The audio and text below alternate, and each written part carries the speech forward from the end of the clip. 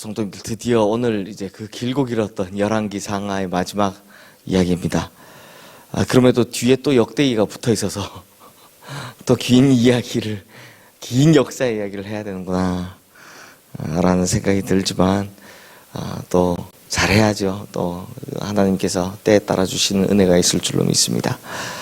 다음 한 주 동안은 제가 또 역대기 준비하는 시간을 가지도록 하고요. 또 삑삑거리는 이 코, 맹맹해가지고 있는 코도 좀 잘 해결해서 오겠습니다. 그래서 그 다음 주에 이제 역대기를 들고 찾아오도록 하겠습니다. 성도님들, 오늘 본문은 이제 열왕기하의 마지막 장으로 진짜 유다의 마지막 모습을 보여주고 있습니다. 바벨론의 왕은 여호야긴, 어제 우리가 본 대로 여호야긴, 3명의 왕 중에 여호야긴을 대신해서 다시 요시야의 셋째 아들, 삼촌인 시드기야로 왕위에 앉히게 되지만, 사실상 시드기야는 실권은 없고요, 바벨론이 앉힌 꼭두각시 왕에 불과했습니다. 그런데 앞장인 24장 맨 마지막에 보면 시드기야가 바벨론을 배반하였다라고 하죠. 이 결과가 바로 1절 말씀의 배경인 BC 588년, 그러니까 예수님 오시기 전 588년 전에 있었던 바벨론의 3차 침입입니다. 시드기야가 이제 배반을 하잖아요. 자기도 이제 꼭두각시가 아니야, 나도 유다의 왕이야 라고 배반을 하자 바벨론은 즉시로 군대를 끌고 와서 예루살렘 주변의 사면을, 그러니까 사방을 토성으로 쌓고 공격을 합니다. 그런데요, 예루살렘 성이 워낙 난공불락의 성이다 보니 근 1년 6개월 동안 버팁니다. 1년 6개월이라는 세월을 버티는 거죠. 그런데 문제가 생깁니다. 1년 6개월을 버티면 뭐가 떨어지겠습니까? 먹는 거, 양식이 떨어지는 겁니다. 그래서 예레미야 애가에 보면 이 기근이 얼마나 심했는지, 어머니가 자기가 낳은 아들을 잡아먹을 지경이었다 라고 합니다. 얼만큼 기근이 심했는지 아시겠죠? 상황이 이 지경이 되니까 결국 성을 방어할 능력을 상실해버리고 맙니다. 그러니까 지금 뭐 러시아 우크라이나 전쟁에도 보면 보급 이야기가 계속 나오지 않습니까? 보급선을 끊는다, 뭐 뒤에 보급로를 차단한다, 이런 이야기가 계속 나오는데, 이 보급이 끊기니까 이 성을 지킬 능력을 상실하는 거죠. 그리고 이 틈을 타서 바벨론이요, 성벽에 구멍을 뚫습니다.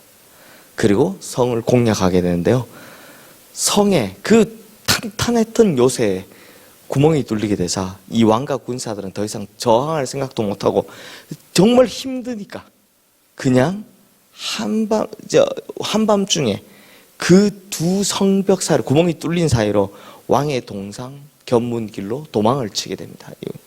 하지만 멀리 도망가지 못하고 추격하는 바벨론 군사에게 모두 체포되고 말았는데요, 이렇게 체포된 그들을 바벨론 왕 앞에 끌려가서 신문을 봤는데 정말 어느 정도로 처참하냐, 시드기야의 아들들은 아버지 시드기야가 보는 데서 다 죽임을 당합니다.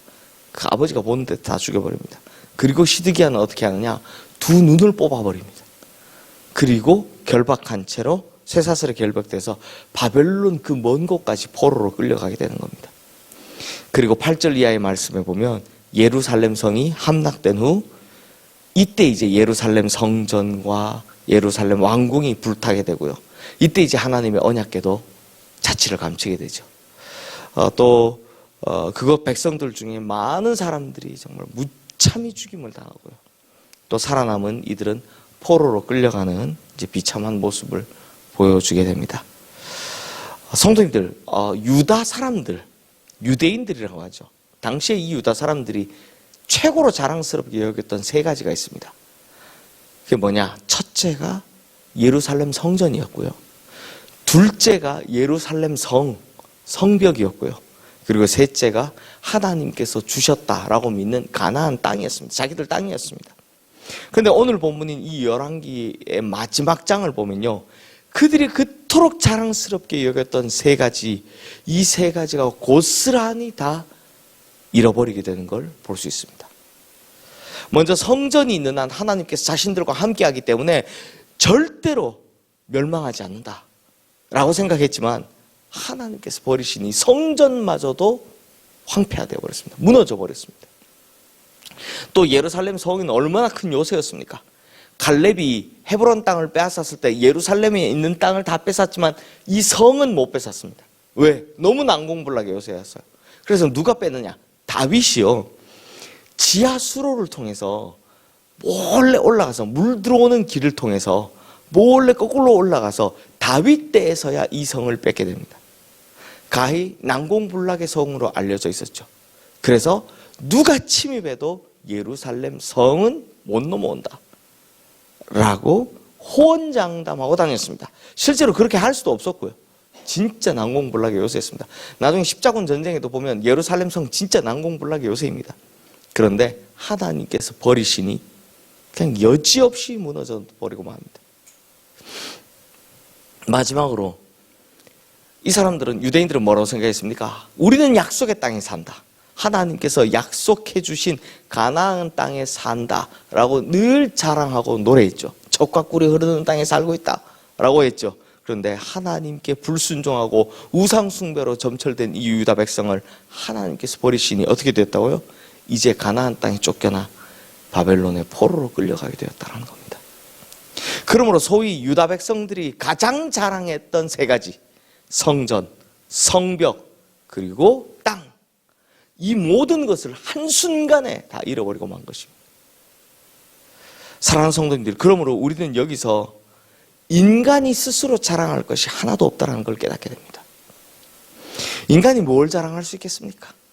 성전요? 성벽이요? 땅이요? 아닙니다. 인간이 무슨 재물을 자랑하겠습니까? 아니면 가진 건강을 자랑하겠습니까? 명예와 권력을 자랑할 수 있겠습니까? 이런 것들이 아무리 많아도, 아무리 자랑이 되어도 하나님이 버리시면 이런 건 그냥 순식간에 사라져 버리는 겁니다. 그러기에 우리 인생이 자랑할 것이 있다면 뭐밖에 없다? 하나님만 자랑할 수 있다는 겁니다.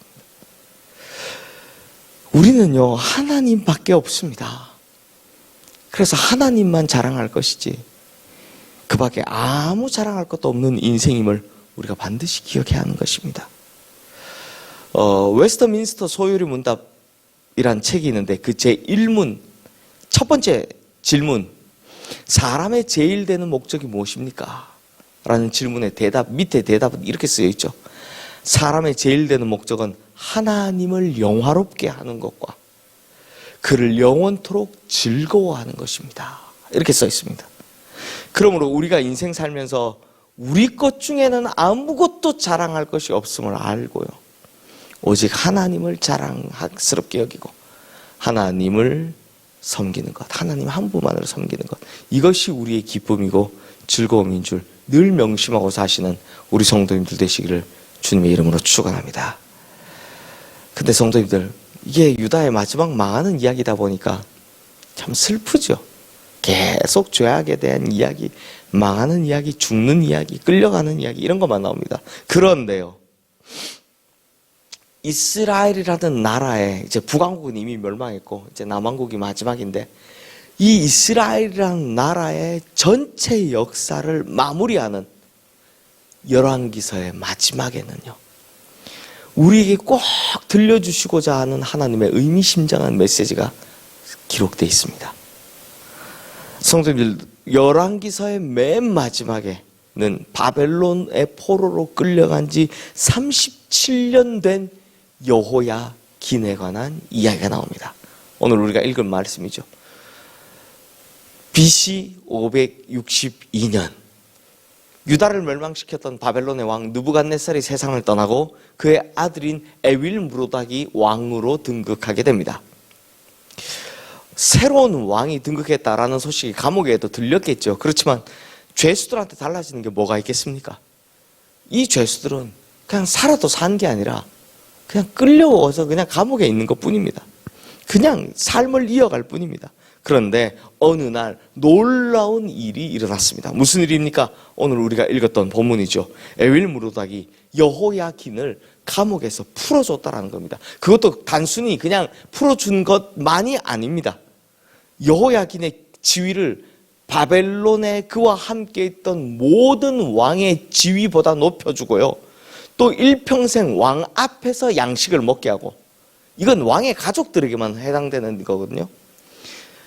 그 왜 우리 압살롬 때 보면 압살롬이 도망갔다가 다시 왔을 때 예루살렘 성에 들어오긴 하지만 뭘 못합니까? 아버지의 식탁에 가지 않지를 못하잖아요. 근데 지금 여호야긴은요, 왕의 앞에서 함께 먹게 되었고요. 그리고 여호야긴의 쓸 것을 종신토록 끊이지 않고 공급받게 되었다 라면서 이 열왕기서를 마무리합니다. 어떻게 됐다고요? 풀려났죠.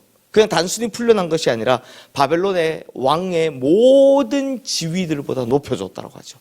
그 다음에 왕 앞에서 함께 식사를 하게 됐다고 하죠. 그리고 여호야긴의 평생 쓸 것을 종신토록 주게 되었다고 합니다. 이유는요, 없습니다. 그냥 그렇게 해준 겁니다. 사랑하는 성도님들, 사실 재앙으로 멸망당한 나라의 이야기, 이렇게 슬프게 끝날 수밖에 없는 열왕기사의 맨 마지막 부분, 이 마지막 부분에 바벨론으로 끌려간, 포로로 끌려갔던 여호야긴의 복권에 대해서 언급하고 있는 이유가 뭘까요? 바로 회복에 대한 희망을 주며 끝내기 위해서입니다. 회복에 대한 희망을 탁 주면서 이 열왕기서를 끝내더라라는 것입니다. 하나님의 백성은요, 망했을지라도 어떻게 된다? 회복된다. 그리고 회복의 희망이 있다라는 걸 보여주기 위해서 이 열왕기서의 마지막 4절을 이렇게 기록하고 있는 것입니다. 그러므로 여호야긴의 회복은요, 바로 유다와 이스라엘 백성 전체가 또 잃어버린 모든 것이 회복될 것이라는 전조이고 상징인 겁니다. 그래서 나라가 망해서 끝난 이야기로 끝났어야 되는데 거기다 37년 뒤의 이야기 4절을 붙여놓은 겁니다. 하나님께서 예레미야 선지자를 통해서 예언해 주신 것처럼 바벨론에 포로로 끌려간 백성들은 70년이 차면 다시 고국으로 돌아오게 되는 것입니다. 그것에 대한 전조로 우선 여호야긴 왕을 먼저 복권시키는 것이죠. 이것은 유다 백성들도 희망을 가지고 소망을 품고 기다리게 하시기 위해 미리 하나님께서 보여준 사인이었다라는 겁니다. 그러므로 성도님들, 하나님께서는 어떤 하나님이시다? 우리를 회복시키시는 하나님이신 겁니다. 그것도 심지어 망했을지라도 반드시 다시 일으키시어 부흥시키시는 하나님이신 겁니다. 이사야 30장 26절 말씀을 보면 여호와께서 자기 백성의 상처를 싸매시며 그들의 맞은 자리를 고치시는 날에는 달빛은 햇빛 같겠고 햇빛은 7배가 되어 7날의 빛과 같으리라 라고 말씀합니다. 그러므로 성도님들, 하나님은 회복시켜 주시는 하나님이심을 잊지 말고 지금 어려운 상황에 있더라도 낙심치도 마시고 소망을 갖고 용기를 갖고 회복시키시는 하나님을 믿고 살아가시는 우리 모든 성도님들 되시기를 주님의 이름으로 축원합니다. 이 시간 오늘 주신 말씀 기억하며 우리 함께 기도하겠습니다.